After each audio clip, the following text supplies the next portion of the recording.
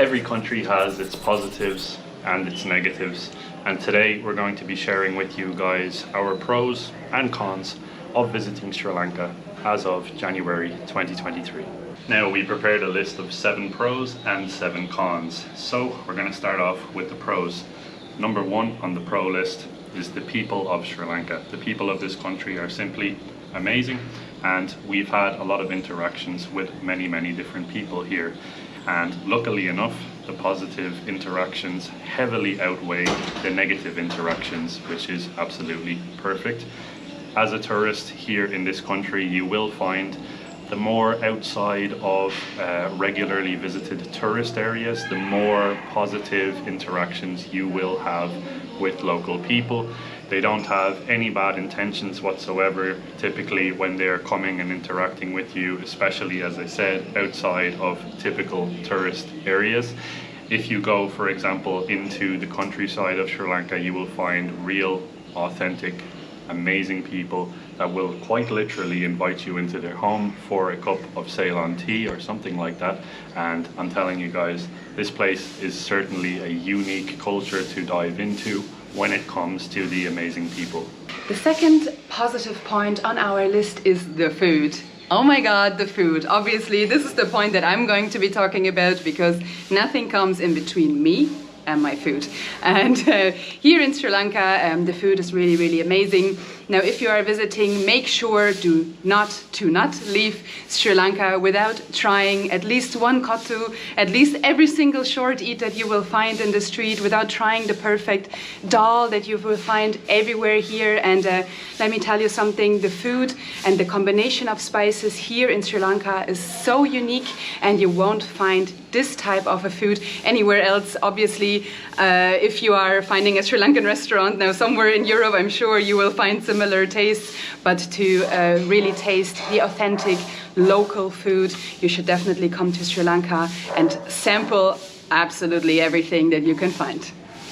Pro number 3, guys, is going to be the absolutely incredible nature that you can find here on the island paradise of Sri Lanka. It's so green and it is so stunning. Yes, it does have quite a bit of rain here on the island, but that's just simply because it's a tropical climate, and thanks to all that rain, you have some of the greenest landscapes that you will see across most of Asia. It is just jaw-dropping, especially if you decide to go and take a train, for example, through the hill countryside of Sri Lanka.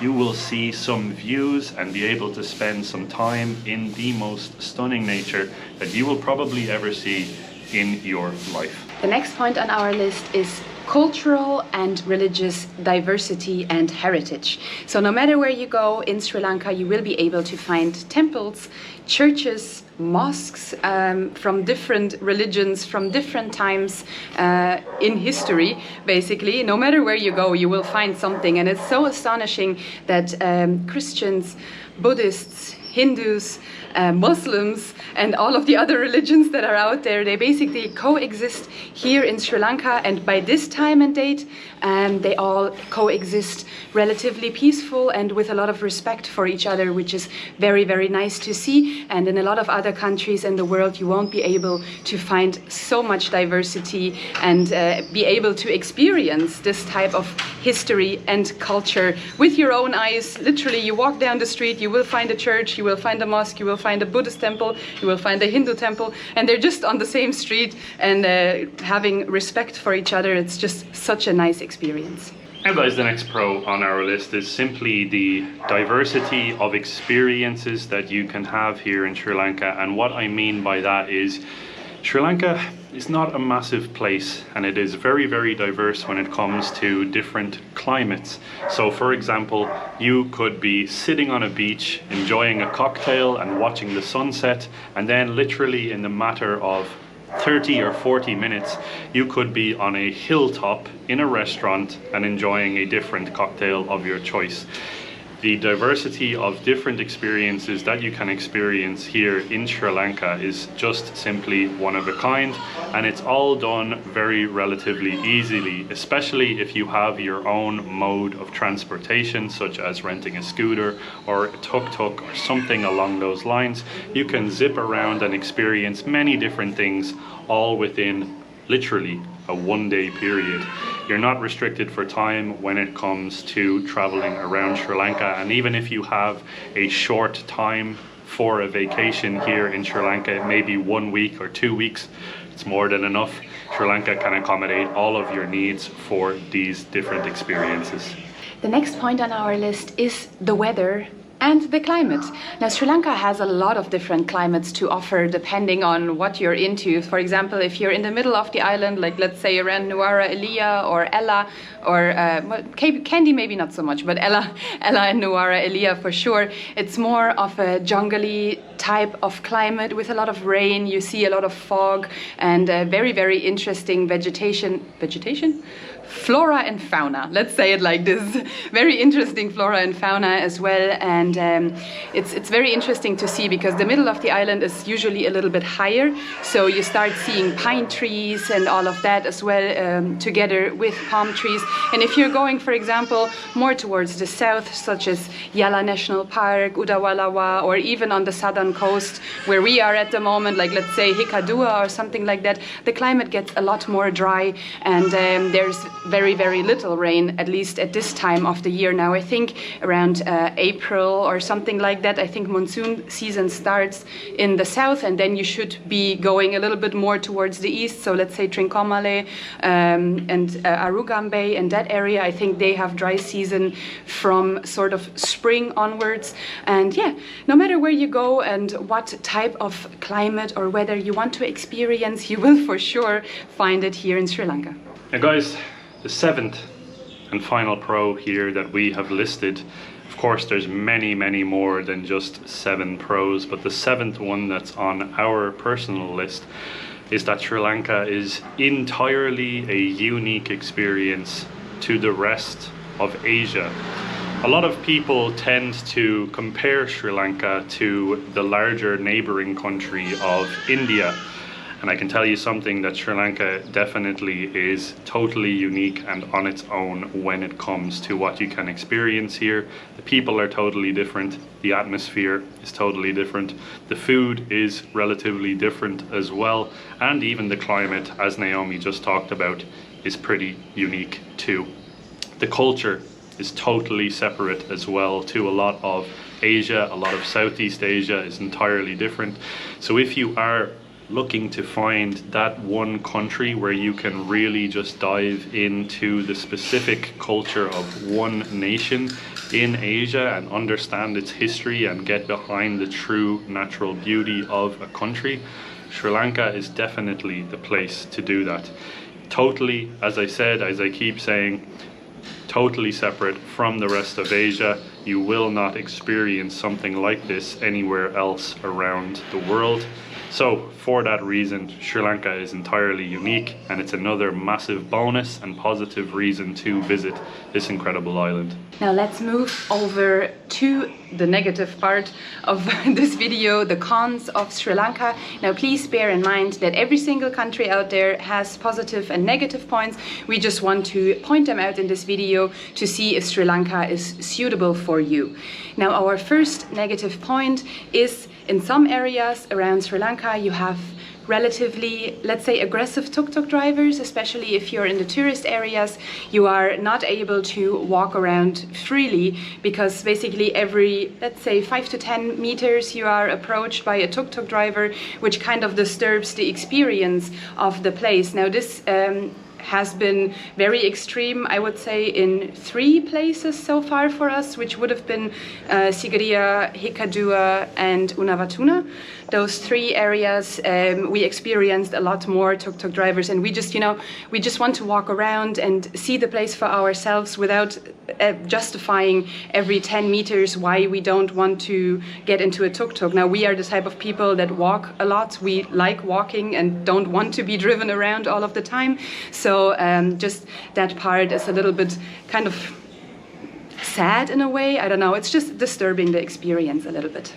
The second con, or the second negative on our list for Sri Lanka, is going to be the fact that a lot of cases that we have found around the country, unfortunately, if you go to a touristy area or an attraction, for example, whether that's the Lotus Tower in Colombo or the Gampola Tower in the center of the country or the Sigiriya Lion Rock, for example, tourists are going to be paying and asked to pay significantly more than any of the locals.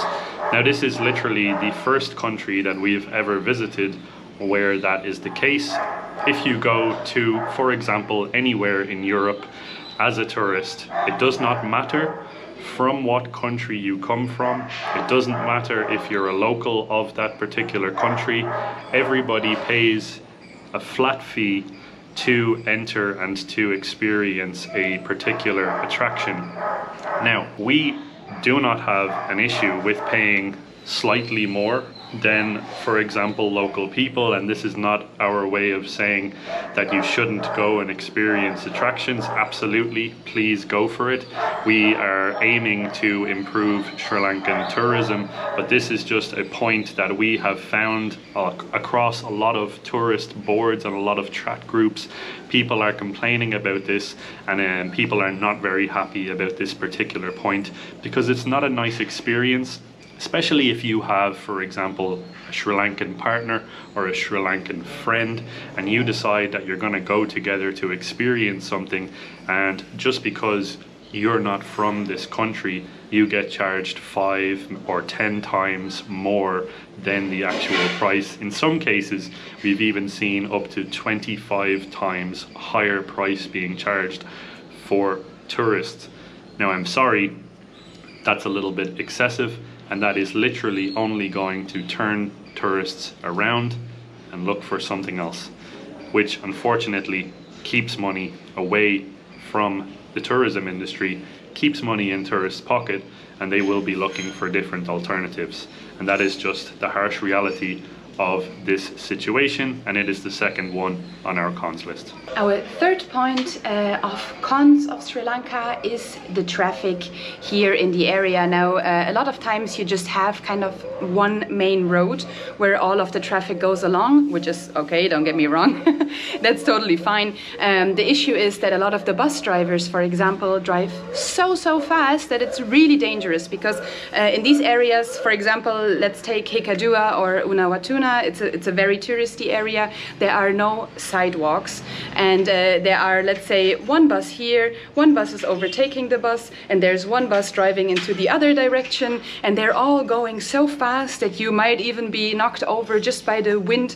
And we had so many close calls where it was really dangerous for us, that it was a very close call that we would get hit, or that we, you know, just get into these dangerous situations. And I feel just like this is so unnecessary. If you would just drive, especially in the busy areas, if people would just drive a little bit more careful. Now, this is very specific to bus drivers. Usually people in cars don't go so fast, and tuk-tuks obviously cannot drive so fast.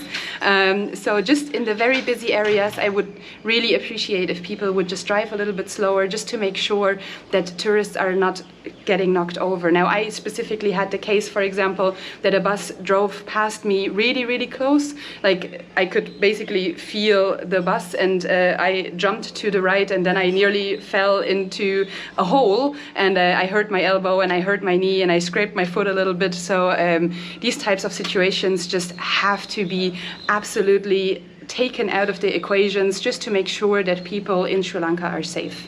Now, guys, another con that we're going to be adding to our list, unfortunately, today is the fact that if you go to a tourist area and you're very visibly not from Sri Lanka, there are quite a lot of people out there that are going to try and take advantage of you. And by what I mean by that is scammers. So basically people approaching you and trying to be friendly and to get on your good side, and then eventually leading you down the path of trying to take some money from you, whether that is bringing you into a market, or, for example, taking a photograph of the stilt fishermen on the beach, which we have heard is a very common and typical scam. Especially down here in the south of Sri Lanka, you have these traditional fishermen that will be sitting out, and basically they are props where you come along, you think that it's something unique, you take a picture, and then all of a sudden you can be surrounded by multiple people that are going to be asking you for a significant amount of money. We've unfortunately ran into a couple of circumstances with different people in different cities. The two main cities that I will point out as being sort of a lot of people are doing this type of stuff is in Colombo and in Kandy. We have been approached by many people. For example, in Colombo, one that sticks in my mind is being brought to a gem dealership in a tuk-tuk. You're basically approached by someone who presents themselves as being someone who's willing to help you out. Eventually they get onto the topic of gems and how Sri Lanka is very well known for its gem production, which it is. It is the gem capital of the world, and that's totally fine. But then all of a sudden you're going to be basically pushed into a tuk-tuk and driven to somewhere where you're going to be aggressively sold gemstones. Now that's not something that we're interested in at all. So fortunately we escaped that one. But in terms of overall scams, we have heard a lot of different stories, whether that comes down to money exchange, whether it comes down to tuk-tuk drivers without meters. If you do get into a tuk-tuk, please ask them to turn on a meter or just use Pick-me or Uber, because if you don't, they typically will ask for extremely high prices. There's also a lot of scams happening around cameras. So someone will approach you, for example, and ask you to take a photo of them with a camera. That camera is faulty. The camera will literally break in your hands, and when the camera does break, or that person goes to hand you the camera will fall and shatter. They'll be asking you to give money to repair that camera. It's a very sad circumstance, and it's something that we wish wasn't a part of Sri Lanka, because it really does disturb the peace when it comes to tourists just trying to go and explore a city. It's not nice to be constantly approached by these strange people that all they have the intentions in doing is taking your money. So that needs to stop. Now the next point, and this is specifically for females that are traveling Sri Lanka, is catcalling. Now when I'm around Luke and we're walking around, nothing of that kind ever happens, but we had the situation a few times, for example, where I would be going by myself into a supermarket, or I would walk to the ATM by myself, and all of a sudden you find yourself in a situation where men are kind of starting to follow you, and they will be doing like, you know, and all of these sort of things, or hey, how are you, or whatever. I don't know, they are trying to approach you in a way that is not very comfortable for a single female walking around. I had the situation, for example, I walked into a supermarket and I had a guy follow me the entire time through the supermarket, literally like a meter or two behind me, trying to get my attention by calling me the entire time. Now obviously I'm not the type of person that you should do that to, so I just turned around and told him to get lost, basically. But if you are a female solo traveler and you might be uncomfortable in these types of situations, or you're not able to stand your ground, please be a little bit on the wary side when it comes to that, because it's very uncomfortable, obviously, if you cannot really help yourself. If there are several men involved, you might not be able to defend yourself. So just be on the careful side. Don't walk down dark alleyways by yourself and so on. Just be street smart, basically. Number 6 on the con list for Sri Lanka, and this is definitely the saddest one actually out of the entire list in my opinion, and that is just how difficult life is for the local people. You will see people struggling here in Sri Lanka, and that just simply has to do with the economic situation. Unfortunately, there's a lot of very silly people that are doing a lot of very silly things. I'm not going to dive into too much detail with that, but the economy in Sri Lanka is in total wreck. Unfortunately, that's the case, and you will see that as a tourist when you visit here. For example, you will see some people that are very hungry. You'll see some people that are struggling a lot. You'll see some very bad housing situations. You'll see a lot of stray animals, for example, which is not nice.